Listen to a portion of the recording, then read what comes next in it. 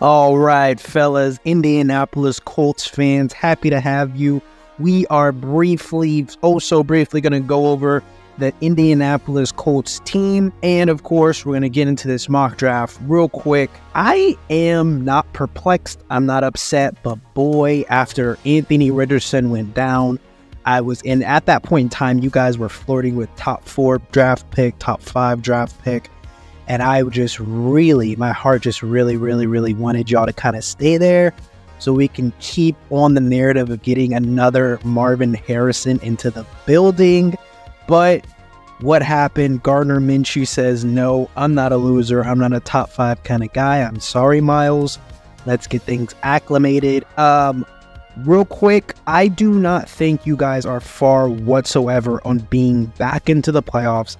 And if even more so going into it, really making a run.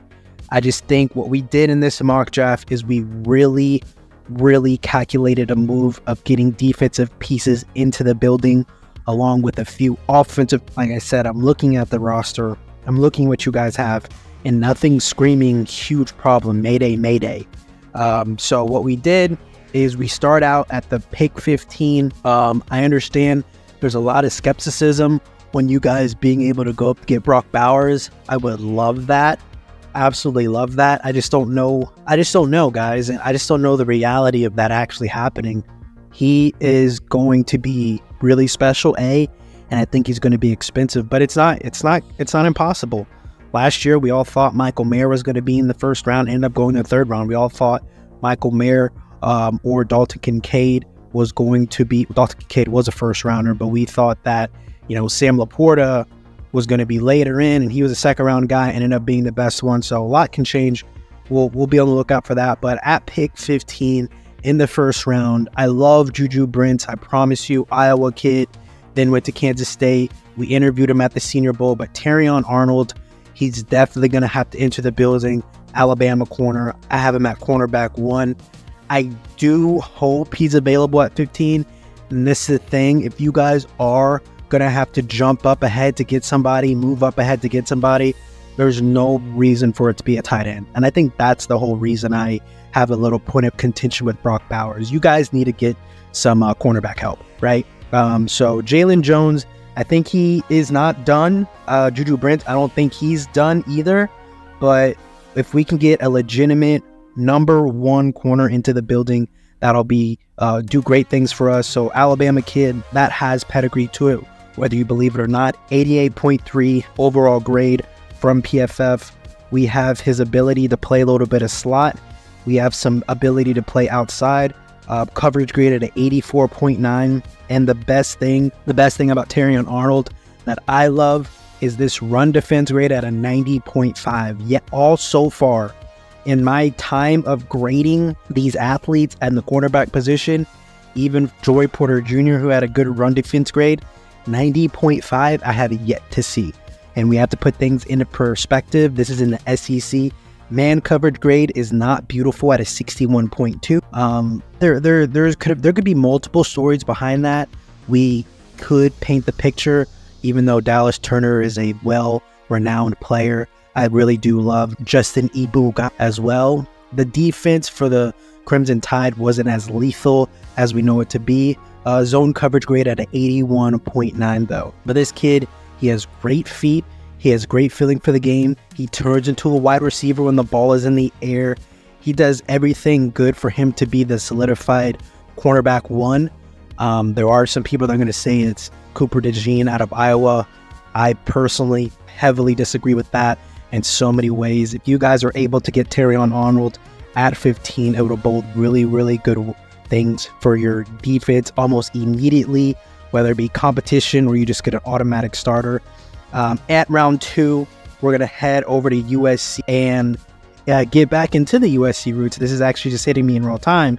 You have a wide receiver and Michael Pittman Jr. that went to USC, and you go right back to USC and you pick up Brendan Rice, wide receiver out of USC. This kid, what he did at the Senior Bowl that we were present at, we, Real Friends Football, we went to the Senior Bowl and we interviewed him. Very likable guy, but let's talk football. He was virtually the only way you could guard Brendan Rice at the Senior Bowl during the one-on-ones, that is if you held him multiple times and or he had a bad quarterback. Other than that, he was getting his. There was a few times where he dropped some wide open balls, but it was just as if someone kind of blows a wide open layup. You don't think the guy is terrible or bad. He just, his brain was probably somewhere else at that point in time. But like I said, from day one, I think, well, I'll say it like this. Him going to the Senior Bowl was massive because his floor in getting drafted is the second round, 100%. He will not get past the second round. And I think what he would bode well for you guys is Michael Pittman Jr. He definitely comes back. He's still going to be the number one for sure. And then we got Josh Downs in the slot. We move aside Alec Pierce, who's just a deep ball guy. He's a physical guy. I like him a lot. But then we bring in a Brendan Rice that can really do a lot of things. Intermediate, of course, in the deep ball game. He can do a lot of things in the screen game as well. He just becomes an all-around piece for you guys. Overall grade at a 77.8, 12 touchdowns in 2023. And one thing I always say is touchdowns definitely correlate into the NFL. Receiving grade at a 79.4, route yards per route run at a 2.75, just real quick, just so you know.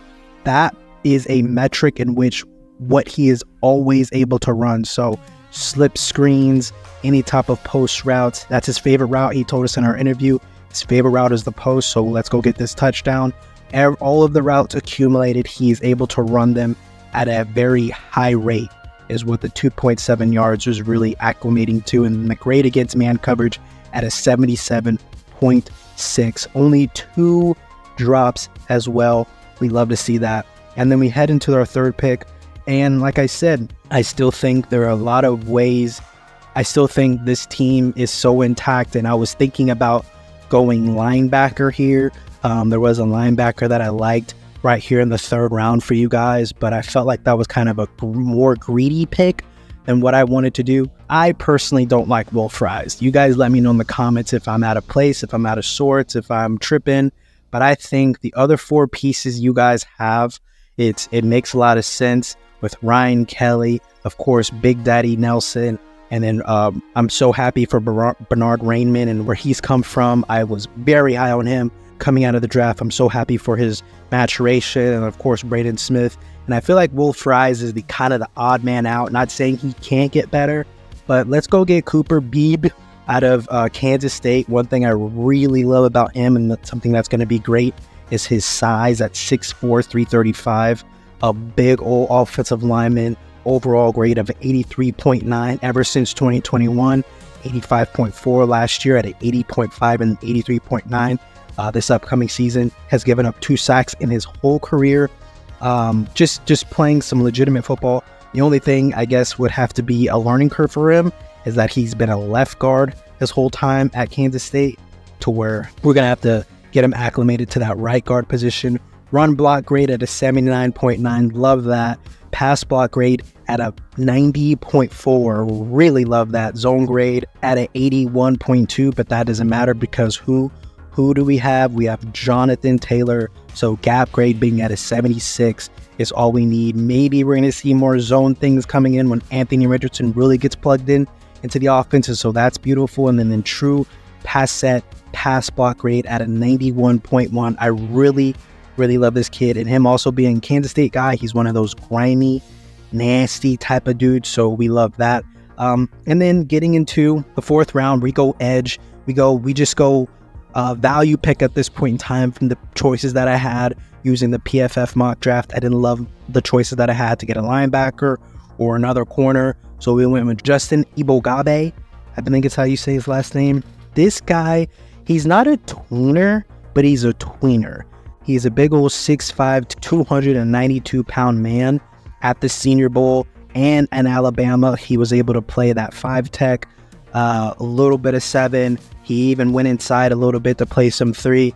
And then along with, the defenses that you guys run, he's able to go and give any of those guys a break, whether it be from DeForest Buckner getting a few snaps in, whether it be Kwity Paye that needs to get a little bit of rest. And then you guys also have a defensive tackle interior dude that I can't put my name on him right now for, obvious reasons. He could definitely be in competition with that guy. It says edge, but he definitely shows a lot more. Overall grade at a 78.7, 7 sacks in the SEC this past season. And if you know Alabama, they do a lot of line changes, so getting 7 sacks in the group of plays that he has done is really good. And as you can see, look at his alignment, man. B gap, over the tackle, over the outside of the tackle as well. So he's been a lot of places, and the off-ball plays he has a little bit of. He's made some highlights on them. So run defense grade at 86.4, which is probably the most important. Pass rush grade is at a 63.2. This has to be because of him going inside so much and then going outside. It also has to probably be scheme as well. True pass set, pass rush grade at a 62.4. Nothing to really harp on that much. I don't think that is a very correlated type of grade when you actually see what he's able to do. At the Senior Bowl, I think he did a lot of great things, showed his power.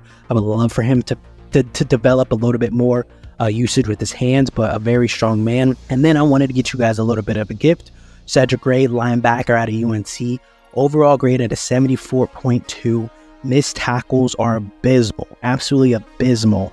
I don't love that, but what this guy can bring is more energy, more competition within the linebacker room. You guys have a guy, I believe his last name is Harrison. I think his name is Ronnie Harrison.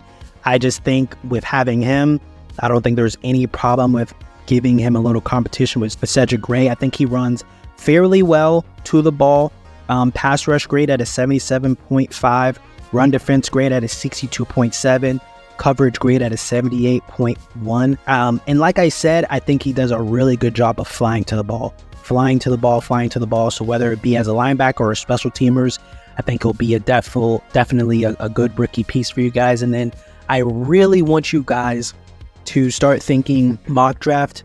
And this is going to piss some of you off, but you guys got to start thinking CJ Stroud and the Texans. Now, I do believe that the Texans might have a little bit of a regression of next year. But with that being said, we go back into the cornerback room. Marcellus Dial out of South Carolina. I personally don't believe that there's any shot in God's green earth that this kid is going to be available in the 6th round.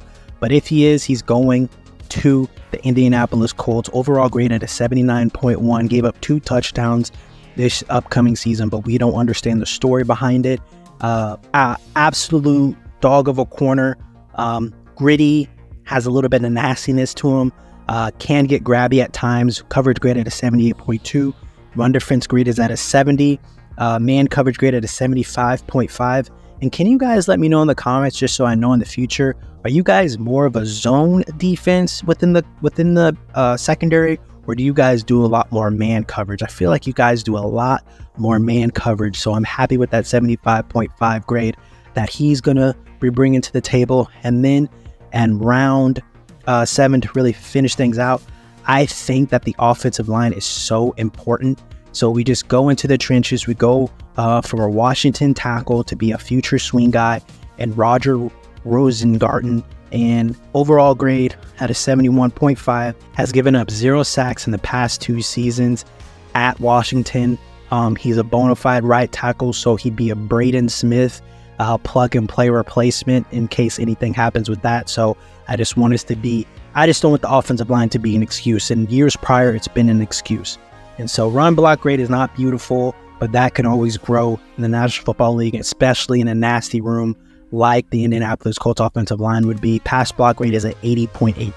You got to love that. True pass set, pass block grade at 79.8 as well. So once again, let's do a quick little wrap up on the players that we got. So in the first round, we help out the secondary almost immediately with Terrion Arnold. In the second round, we help out that wide receiver room. We help out Anthony Richardson with getting an overall style receiver. Cooper Beebe in the third round. He's just going to give some competition to Will Fries and maybe be able to be a plug and play if anything happens to Quentin Nelson.